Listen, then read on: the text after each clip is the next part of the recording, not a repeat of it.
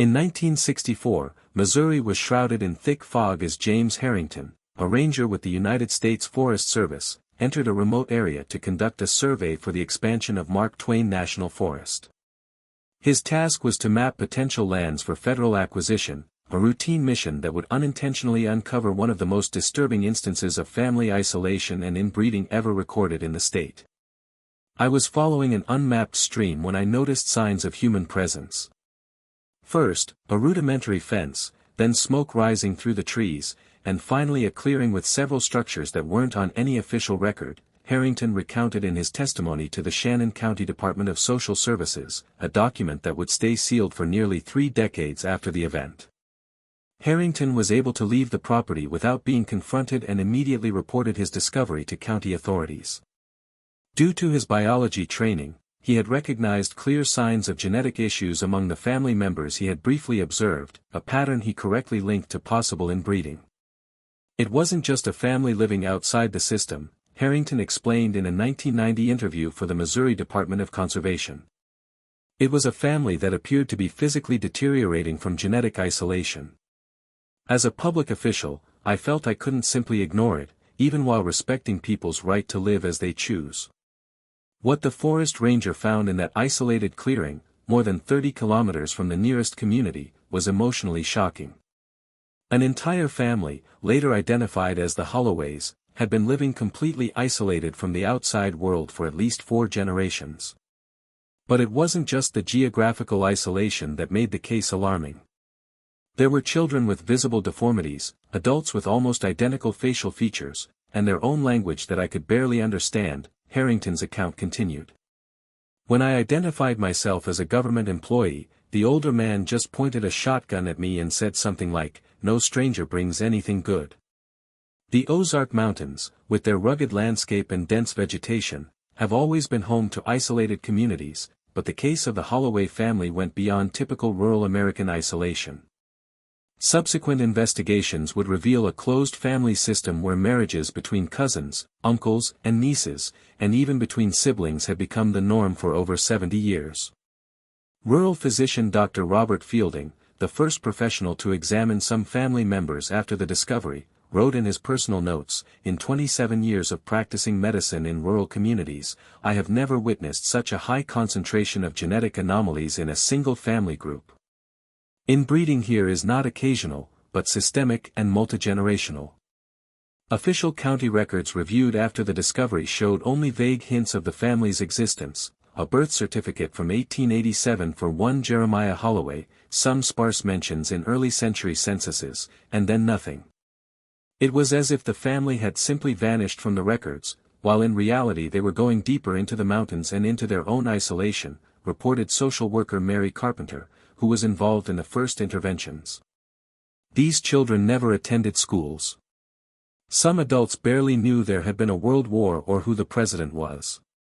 But the most disturbing thing was how they viewed their own situation as normal. To them, the outside world was the aberration. Local authorities soon found themselves facing an unprecedented ethical and legal dilemma. How do you intervene in a family that had lived this way for generations? What would be the consequences of forced separation? And perhaps most importantly, how could such an extreme situation have remained invisible for so long in the mid-20th century? The answers to these questions would only start to emerge when investigators managed to reconstruct the history of the Holloways, a saga dating back to the late 19th century that reveals as much about the geographical isolation of the Ozark Mountains as it does about the institutional failures that allowed an entire family to disappear from society's view. Make sure you're subscribed to this channel. Stories like the Holloways rarely become public with all their original details intact. You won't find this anywhere else. The history of the Holloways in the depths of the Ozark Mountains officially begins in 1881 when 22-year-old Jeremiah Holloway acquired 120 acres of remote land in what is now Shannon County, Missouri. Records from that time, preserved in the State Historical Archive, show that Jeremiah paid a negligible amount for the property, land that was considered of little value because of the rugged terrain and extremely difficult access. What the documents don't explain is the reason that led Jeremiah to seek such isolation. Interviews with elderly residents of neighboring communities conducted after the family's discovery in 1964 suggest that Jeremiah may have been fleeing criminal charges in Kentucky. A letter found among the family's belongings, dated 1882, provides clues. "No one will find us here. We can live according to our own laws, away from the eyes of those who don't understand our way of life." Jeremiah didn't come alone. He brought his young wife Eliza, his younger sister Constance, and two male cousins, Isaiah and Thaddeus. This initial family group would be crucial to understanding what would happen in the decades that followed. The location Jeremiah chose for his property was strategically isolated, even by the standards of the time. Situated in a narrow valley surrounded by steep hills on all sides, it was accessible only by a precarious trail that became impassable during the winter months. Geographer Dr. Wallace Humphrey, who studied the region in the 1970s, described the location as an extreme case of intentional geographic isolation, where every natural feature served as an additional barrier to external contact. Between 1883 and 1890, parish records from the distant Pine Grove Baptist Church show that Jeremiah occasionally came down to the community to buy essential supplies. Pastor Jonathan Miller, who kept a meticulous diary, described Jeremiah as a reserved and distrustful man who spoke little and never brought his family to Sunday services despite repeated invitations. The last mention of a visit by Jeremiah to the community dates from April 1890. After that, the Holloways appear to have cut almost all contact with the outside world. Coincidentally, it was during this same period that the family's genetic isolation began to take hold. Documents found on the property after the 1964 discovery revealed that around 1892, Jeremiah Holloway had formalized a union between his sister Constance and his cousin Isaiah. 2 years later, his own eldest daughter, then only 14 years old, was married to the other cousin, Thaddeus, then 32. A diary belonging to Eliza Holloway, Jeremiah's wife, offers a disturbing glimpse into the mentality that was starting to form. Jeremiah says that pure blood must remain pure, that the families in the valley are weak because they mix their blood with strangers. "I pray that the Lord guides us, for I fear for the future of our children." By 1900, the Holloways had developed a small, self-sufficient community. They grew corn, beans, and potatoes on terraces on the slopes. They raised pigs and chickens. They hunted and fished in the nearby forests and streams. They built more cabins as the family grew, always staying within the boundaries of the original property. An official 1900 census briefly records the existence of approximately 15 individuals on the Holloway property, but the census taker noted that complete access to the dwellings was not allowed and that the head of the family showed extreme hostility to the government's presence. It was likely the last time any official representative set foot on the property until the discovery in 1964. The Holloways' geographical isolation was strengthened by historical events. The Great Depression of 1929 economically devastated the region, causing many families to abandon their rural properties. The Ozark Mountains region, already sparsely populated, became even more deserted. During World War II, rationing and fuel restrictions further reduced traffic in remote areas. It was a period when many rural communities were forgotten by the authorities, explained local historian Timothy Warren in a 1970 article about the case. If a family was already living intentionally isolated, the combination of economic depression and war created the perfect environment for them to completely disappear from the records. And that's exactly what happened with the Holloways. As the decades passed, the family became more numerous, more inbred, and more isolated. A rigid oral tradition replaced any formal education. A system of beliefs, mixing religious elements, superstitions, and justifications for inbreeding solidified through the generations. They believed the outside world was contaminated, revealed Emily Holloway, one of the few members who managed to adapt to life outside the property after the 1964 intervention. Our elders taught that the family's blood was special, chosen, and that mixing it with strangers would bring disease and weakness. When James Harrington accidentally discovered the property in 1964, he didn't just find an isolated family. He found a social microcosm that had evolved separately for almost 8 decades, with profound genetic and social consequences that were only just beginning to be understood. When authorities finally gained full access to the Holloway property in October 1964, after weeks of tense negotiations, what they found shocked even the most experienced professionals. The family had grown to about 42 individuals, spread across 3 living generations, all direct descendants of the 5 original members who had settled on the property in the late 19th century. Dr. Malcolm Harrison, a geneticist from the University of Missouri who was brought in as a consultant on the case, documented his initial observations in a confidential report that would only become public in 1991. The degree of genetic homogeneity observed in the Holloway family represents one of the most extreme cases of prolonged consanguinity ever documented in modern medical literature. Virtually all members exhibit some degree of manifestation of harmful recessive traits. The technical language of the report concealed a disturbing reality. Among the 42 living members, 27 had some type of physical or cognitive disability directly caused by inbreeding. Fused fingers, syndactyly, severe facial deformities, congenital deafness, and various degrees of intellectual impairment were common, especially among the youngest. This was clear evidence of the progressive accumulation of recessive genetic mutations over generations. Martha Holloway, one of the older women in the group, born around 1910, gave investigators details about the family's internal structure. Her testimony, recorded on tapes that were later transcribed and archived at the Missouri State Library, reveals a complex system of arranged unions. When a girl bleeds for the first time, she's ready to marry, Martha explained with unsettling matter-of-factness. The Council of Elders decides who marries whom based on the family's strength lines. Full siblings don't marry each other, only half-siblings, because that was written in the rule book. The rule book was found in the main cabin, a leather-bound manuscript with over 200 pages, handwritten over decades by different family members. The document combined distorted biblical elements, practical rules for life on the property, and elaborate genealogical records that were used to plan future unions, seemingly in an attempt to minimize some specific types of inbreeding while encouraging others. An anthropologist who studied the manuscript commented that the document revealed an instinctive, though primitive, understanding of genetic risks combined with mystical justifications for practices that the outside community would consider incestuous. If you also feel the weight of this story, comment now. Isolated ignorance can be the worst prison. Daily life on the Holloway property was marked by rigid routines and a division of labor based on gender and physical ability. Children began working as soon as they could walk, initially helping with household chores and moving on to heavier agricultural work as they grew older. Formal education was non-existent, replaced by a system of practical learning and oral knowledge transmission. Some older members knew how to read and write a little, skills passed down from the founders, but many of the younger ones were completely illiterate. Their vocabulary was limited and mixed archaic English with unique expressions developed internally.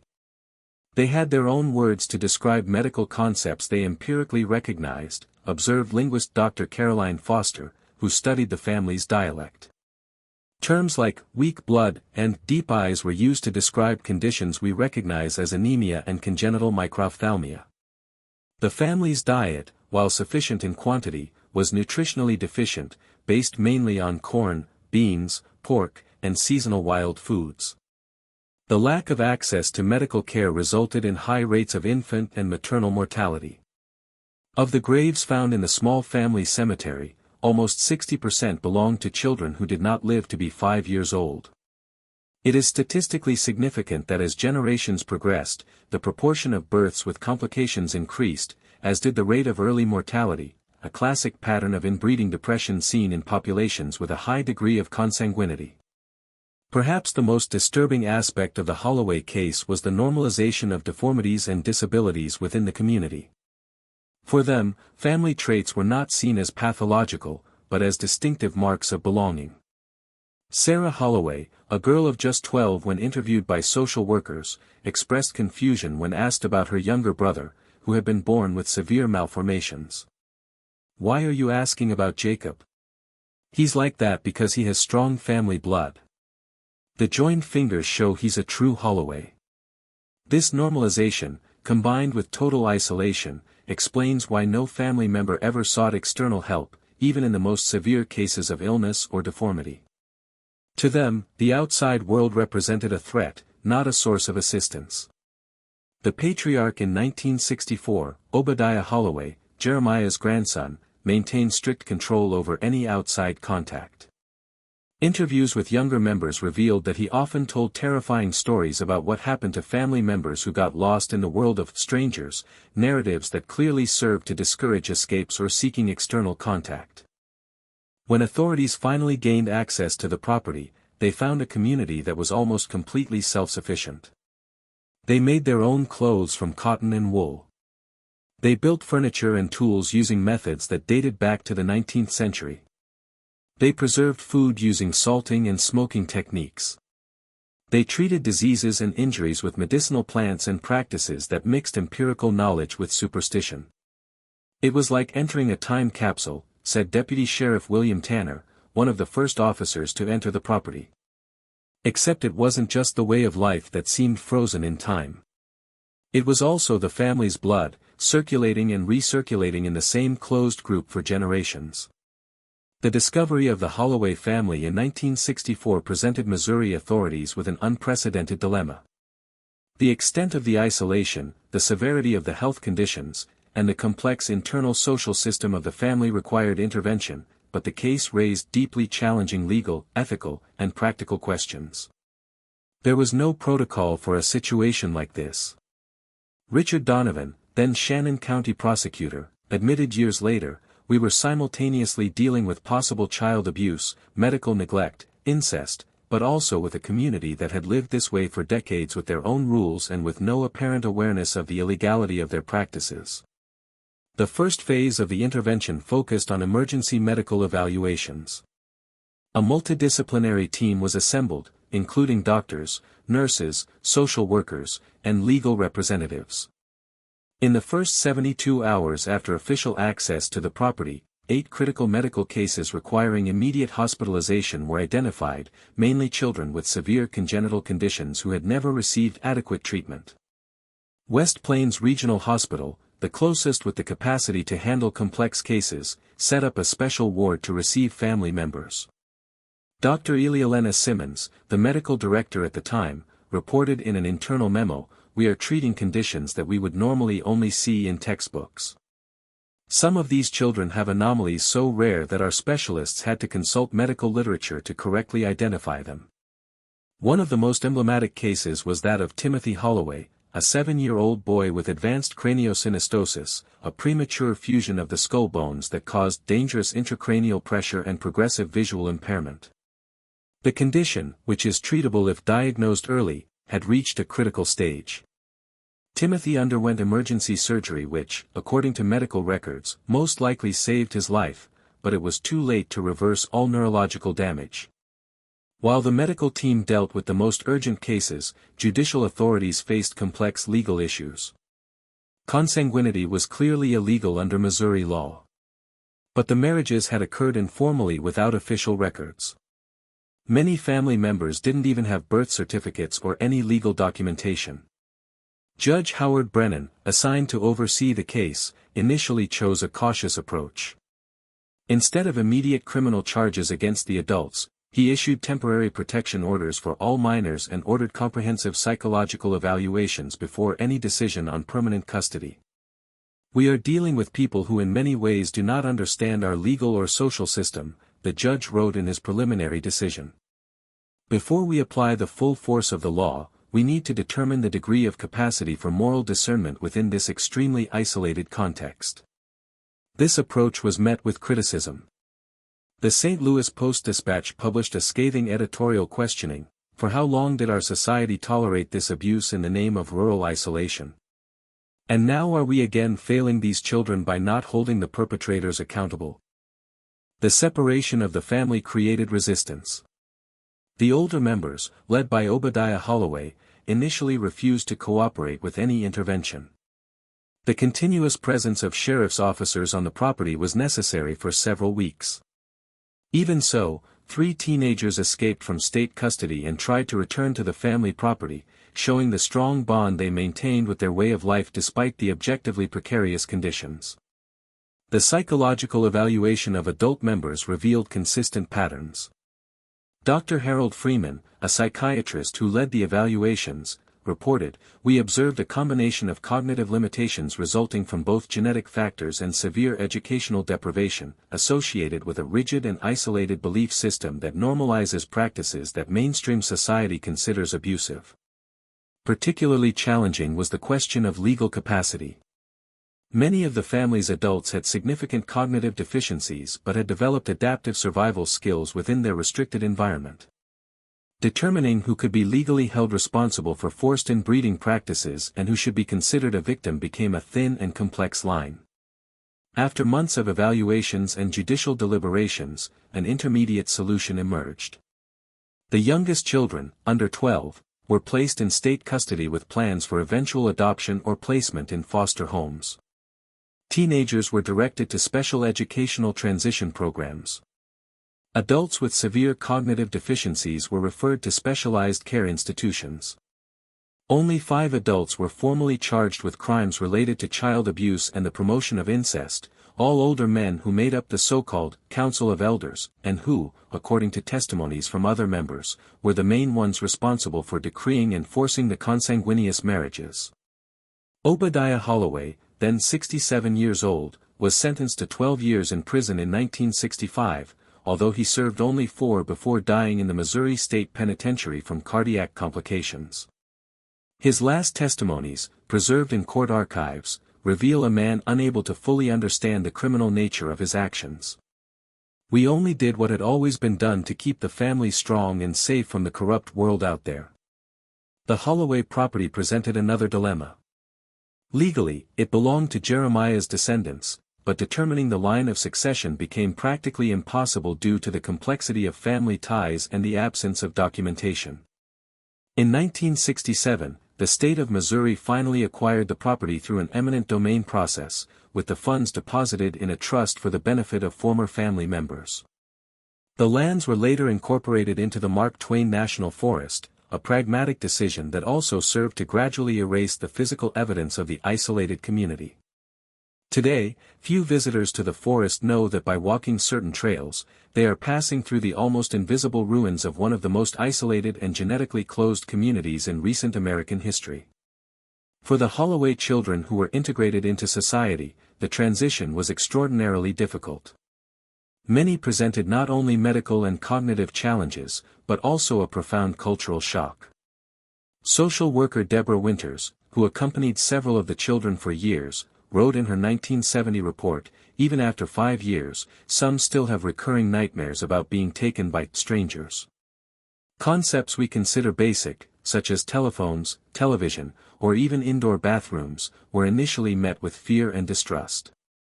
The Holloway case exposed systemic failures in social and health services for isolated rural communities. In direct response, the state of Missouri established the Rural Outreach Program in 1966, specifically designed to identify and monitor families in remote areas, ensuring access to education, vaccinations, and basic health services. 6 decades have passed since the discovery of the Holloway family in the depths of the Ozark Mountains, but the ripple effects of that case continue to be felt in medicine, in social policies, and, more deeply, in the lives of the survivors and their descendants. Emma Holloway Patterson, who was only 5 years old when she was removed from the family property in 1964, is today one of the few former members who speaks openly about her experiences. Adopted by a family of teachers in Springfield, Missouri, Emma managed to overcome significant initial difficulties and eventually became a nurse, a professional choice she directly attributes to her personal history. "For a long time, I tried to forget where I came from," Emma confided in a rare interview given in 2010 to the Missouri Historical Review. "But I realized that my story, however painful it may be, contains important lessons about how communities can disappear from society's view and how children suffer when we allow that to happen." Of the 42 family members identified in 1964, follow-up records indicate that only 28 were alive in 1980 and fewer than 15 in 2000. The significantly reduced life expectancy, especially among those with more severe congenital anomalies, is a somber reminder of the lasting impact of extreme inbreeding. Timothy Holloway, the boy who underwent emergency cranial surgery, lived until the age of 32 in a specialized institution. His drawings, impressive visual representations of memories of life on the property, were later published in a special volume by the University of Missouri and are considered valuable anthropological documents. His works, with vibrant colors that contrast with often disturbing themes, present a unique perspective of life within the isolated community. Not all survivors found paths to adaptation. Records from the Missouri Department of Mental Health indicate that about 40% of adult family members who were institutionalized remained dependent on care for life. Others faced significant challenges with social integration even after years of therapy and educational support. Michael Roberts, a retired social worker who worked with several family members for more than 2 decades, observed, "The Holloway case taught us that extreme isolation combined with inbreeding produces not only genetic effects but also profound psychological and social effects that can persist for generations." Some of those who seemed less physically affected were in fact the ones who struggled most to build normal relationships outside the distorted family structure in which they were raised. The medical impact of the case extended far beyond the individuals directly involved. The extensive genetic and medical records collected from the Holloway family, always with protected identities, became study material in medical schools.